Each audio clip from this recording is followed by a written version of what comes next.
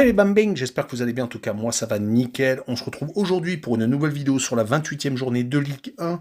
10 matchs analysés ensemble qui sont les suivants.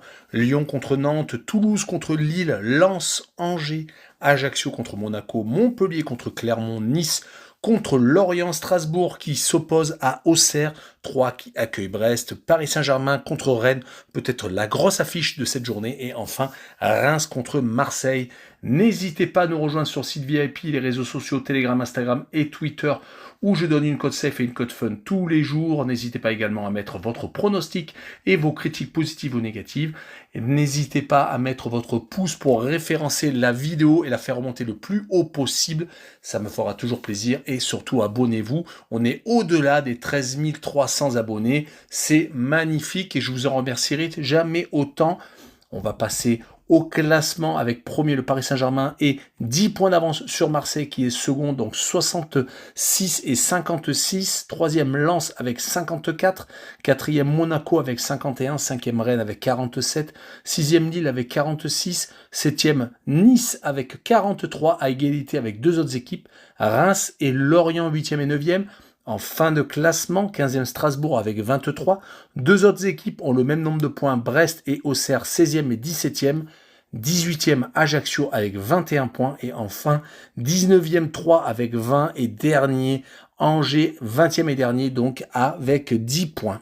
On attaque avec Lyon contre Nantes, le 10e qui joue contre le 14e. Deux équipes qui malheureusement ne sont pas aux ambitions souhaitées. Les Lyonnais sont actuellement au milieu de tableau. C'est très compliqué pour eux. La Coupe d'Europe passera peut-être par la victoire en Coupe de France, car l'obtenir par le championnat, ça va être vraiment très dur. Alors que les Nantais sont un peu dans le même objectif. Ils viennent de se faire éliminer de la Coupe d'Europe. Ils sont encore qualifiés en Coupe de France. D'ailleurs, l'affrontement sera entre Nantes et Lyon. Les deux formations s'affronteront donc en championnat ce week-end et également 3 semaines plus tard en Coupe de France. Ce sera à Nantes. Du côté des Lyonnais, si on prend leurs derniers résultats, ce n'est pas si ridicule que ça. Ils sont beaucoup moins mauvais. Ils ont 2 victoires et 2 matchs nuls consécutifs, donc 4 matchs sans défaite. Leur dernier revers remonte à un déplacement à Auxerre, mais Laurent Blanc a tout de même redressé la situation. Ils ont réussi à remonter 2 buts de handicap à Lille. Tout est positif. Ils vont jouer contre Nantes, qui de son côté, après son élimination contre la Juventus en Ligue Europa, ont enchaîné 2 défaites en championnat contre Rennes et contre le Paris Saint-Germain. Ils viennent faire 2-2 contre Nice. Donc la victoire contre Lens en Coupe de France leur a permis d'avoir un gros bol d'air, mais en championnat c'est quand même assez compliqué ces derniers temps. Je vois sur ce match-là Lyon s'imposer 2-1 et je vois les deux équipes marquées avec une cote à 1,80.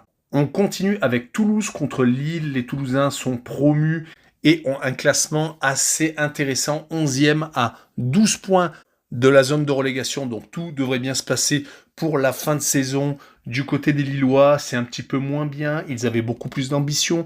Ils ne sont tout de même qu'à 2 points de Rennes, qui est le premier européen, mais pour la Ligue des Champions, il va falloir repasser, car 10 points de retard sur Marseille et 8 sur le 3e. Il faudrait faire un sprint de folie. Ils vont jouer donc à Toulouse, qui est assez irrégulier ces derniers temps, qui a certes gagné à Angers, mais qui est resté sur 3 défaites consécutives en championnat contre Marseille, Reims et contre Clermont. Leur victoire contre Rodez et les qualifie donc pour les demi-finales de la Coupe de France. Ils vont être obligés de se déplacer à Annecy en Ligue 2, donc ils ont tout l'espoir de finir au Stade de France. Du côté de Lille, ils sont franchement meilleurs quand ils reçoivent. Pour retrouver une défaite du LOSC qu'il faut remonter au 31 août, c'était contre Nice à la maison. Sinon, ils ont alterné nul et victoire. Du côté des matchs en déplacement, des défaites qui font mal, comme celle au Paris Saint-Germain où ils menaient 3-2 et prenant 2 buts dans les 5 dernières minutes avec les arrêts de jeu. Et les victoires à Rennes étaient plutôt porteuses d'espoir, mais malheureusement, ça n'a pas été suivi de confirmation, mais pour ce match-là, je les vois bien gagner 2-1 à Toulouse, et je vois le Away No Bet avec le match nul remboursé 6 victoires de Lille en déplacement, une cote à 1,91. On poursuit avec Lens contre Angers, le duel des extrêmes. Les Lensois sont 3e alors qu'Angers est dernier et quasiment condamné à la Ligue 2. Ils n'ont pas gagné depuis 19 rencontres. Leur dernier succès remonte au 18 septembre et c'était à Nice. Sinon, ils ont enchaîné énormément de revers. Ils ont eu un tout petit regain de forme avec 2 matchs nuls. C'était début février contre Lorient et contre Auxerre, mais depuis malheureusement 4 défaites consécutives. Ils vont jouer en plus à Lens qui joue sa place pour la Ligue des Champions. champions. Ils sont bien accrochés pour l'instant à la 3e place. Ils viennent de remporter un succès très important à Clermont, 4-0. Ils avaient pourtant juste avant eu une période de 3 matchs sans victoire, une élimination en Coupe de France à Nantes et 2 matchs nuls contre Montpellier et contre Lille dans le derby nordiste. Mais à la maison, je les vois gagner 3-0 contre Angers et je vois les Lensois marquer le plus de 2 buts sur le match, une cote à 1,67. On enchaîne avec Monaco qui se déplace à Ajaccio, le 4e qui rend visite au 18e. Les Ajacciens sont mal en points, même s'ils ne sont qu'à 2 points de Brest, qui est le premier non relégable. Les Ajacciens ont malheureusement gagné qu'une fois sur les 5 derniers matchs de Ligue 1. Ils ont perdu souvent à la maison. Si on prend leurs 5 derniers matchs en réception, il n'y a qu'une seule victoire, c'était contre 3 et 4 défaites contre Reims, Lyon, Monaco et Montpellier. Quand ils ont tendance à recevoir des gros, ça se passe assez mal, malheureusement pour eux, surtout que Monaco doit absolument se racheter. 4 contre-performances consécutives, 3 défaites à la maison consécutives contre le Bayer Leverkusen se faisant éliminer de la Ligue Europa, une défaite 3-0 à la maison contre les Niçois dans le derby azuréen et dernièrement un revers contre Reims.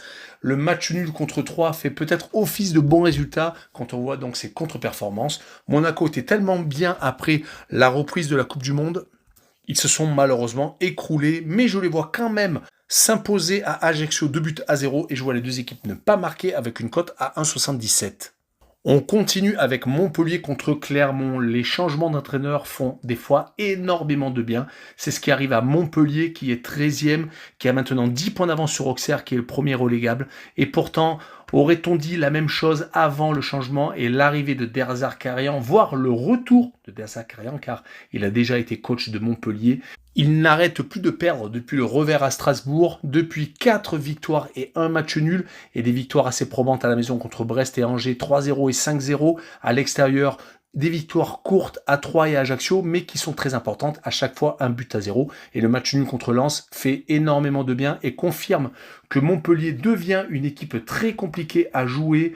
Du côté de Clermont, le club est peut-être à sa place au 12e rang. Ils sont actuellement sur des hauts et des bas. Une victoire à Toulouse et un match nul contre Strasbourg et 3 défaites assez lourdes contre Lens et 2 contre Marseille et contre Rennes. Leur calendrier a été quand même assez gros. Mais sur ce match-là, je les vois perdre quand même à Montpellier 2-1 et je vois le plus de 2 buts sur le match, une cote à 1,59.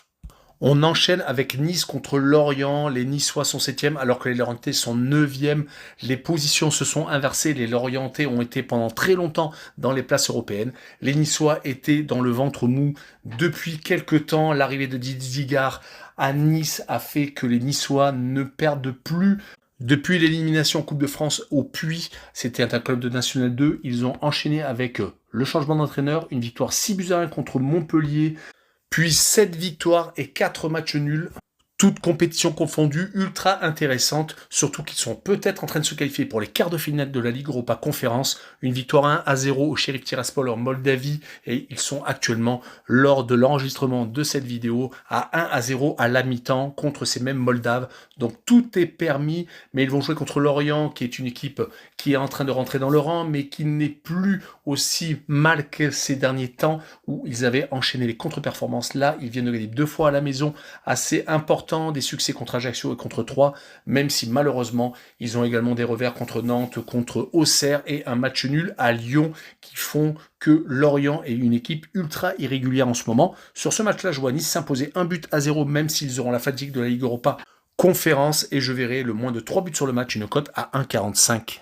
Le match suivant est Strasbourg contre Auxerre. Les Strasbourgeois sont actuellement 15e avec le même nombre de points que les Auxerrois, mais le goal average les sépare. Les Strasbourgeois viennent de faire un énorme exploit revenant de 0-2 à 2 buts partout au stade Vélodrome. Ils ont fait le même scénario qu'au match aller où ils perdaient 2-0 également, et revenant dans le dernier quart d'heure, là ils ont mis 2 buts à la 88 et 89e, donc vraiment un très bon résultat. Pourtant, ils venaient de s'incliner à la maison contre Brest juste avant. En tout cas, leurs résultats sont vraiment en dents de scie, car sur les 5 derniers matchs de Ligue 1, il y a une victoire, 2 matchs nuls et 2 défaites. Ils vont jouer contre Auxerre qui de son côté est beaucoup mieux. Ils n'ont pas perdu depuis 5 rencontres, 2 victoires contre Lyon et contre Lorient, et 3 matchs nuls contre Angers, contre Nice et contre Rennes. Un gros calendrier où ils s'en sont très bien sortis, à part contre Angers, c'était quand même des équipes qui sont dans le top 10. Mais sur cette rencontre, je vois bien un but partout et je vois le home no bet avec le match remboursé 6 victoires de Strasbourg à la maison et une cote à 1,67. On continue avec les rencontres de mal classés. 3 contre Brest, les Troyens sont 19e avec 20 points. 3 points de retard sur Brest qui est le premier non relégable.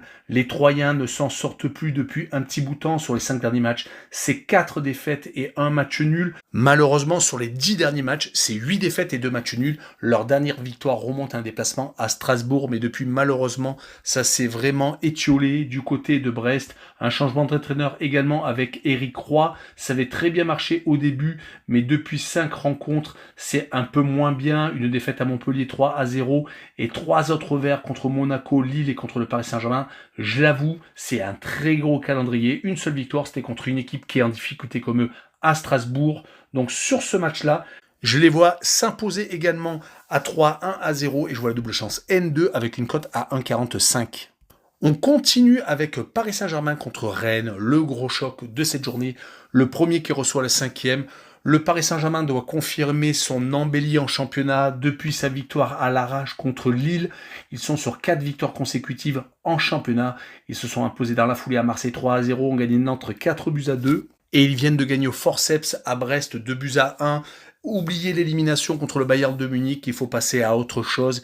Ils viennent tout de même de perdre peut-être Ramos qui vient de se blesser à l'entraînement aujourd'hui, mais le Paris Saint-Germain a tout de même les ressources pour s'imposer à la maison contre Rennes. En tout cas, les Rennais vont essayer de résister. Ces derniers temps, ce n'est pas la grosse folie. Éliminés de la Ligue Europa par le Shakhtar Donetsk au penalty, après avoir quand même gagné 2-1 au match retour, ils avaient perdu 2-1 sur le même score au match aller. Mais depuis, en championnat, c'est 2 matchs sans victoire, une défaite à la maison contre Marseille et un match nul à Auxerre 0-0 qui faisait suite à 2 succès contre Clermont et contre Nantes. Donc vraiment des résultats en dents de scie. Sur ce match-là, je vois bien quand même le Paris Saint-Germain s'imposer 2-1 et je vois le plus de 2,5 buts sur le match, une cote à 1,53. Et on finira par Reims contre Marseille. Les Rémois sont actuellement 8e, les Marseillais second. Les Rémois n'ont plus perdu depuis 20 rencontres en Ligue 1, vous entendez bien, 20 rencontres, c'est hallucinant. On n'en parle pas assez depuis l'arrivée de l'entraîneur Steele. Ils n'ont pas perdu, il est invaincu pour l'instant en championnat et leur dernier succès à Monaco le prouve, ils sont capables de s'imposer n'importe où. Ils restent sur les 5 dernières rencontres de Ligue 1 sur 4 victoires et 1 défaite. Et ce qui est magnifique, c'est qu'ils n'ont pas pris de but, jouant contre Troyes, Nice, Toulouse, Ajaccio et donc contre Monaco. Ils vont jouer contre les Marseillais qui doivent se relever du match nul un peu piteux contre Strasbourg, même s'ils ont été à 10 assez rapidement. L'exclusion de Ballardi a fait que le match s'est quand même rééquilibré, mais ils menaient tout de même 2-0 et ont fait 2 buts partout sur 2 buts en fin de match, je l'ai dit un peu plus tôt.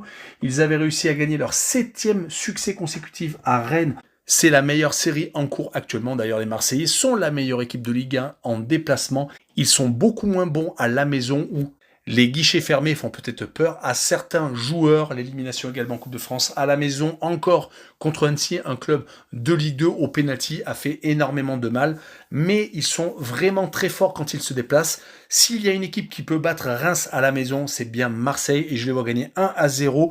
Et je vois le moins de 2,5 buts par contre sur le match, une cote à 1,95. Voilà, on en a fini avec la Ligue 1. N'hésitez pas à venir nous rejoindre. Ciao les bambins!